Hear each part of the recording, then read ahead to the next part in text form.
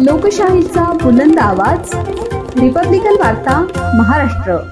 उत्तराखंडमध्ये गंगोत्रीच्या मार्गावर ढगफुटीमुळे पूर सदृश्य परिस्थिती निर्माण झाली आहे।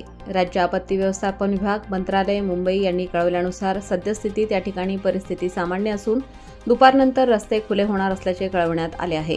उत्तराखंड येथे अडकलेल्या भाविकांच्या नातेवाईकांनी दूरध्वनीद्वारे संपर्क साधून अडकलेले किंवा संपर्क न झालेल्या भाविकांची माहिती जिल्हा प्रशासनास कळवून सहकार्य करावे असे आवाहन जिल्हा आपत्ती व्यवस्थापन प्राधिकरणाचे मुख्य कार्यकारी अधिकारी तथा निवासी उपजिल्हाधिकारी जनार्दन विधाते यांनी केले आहे।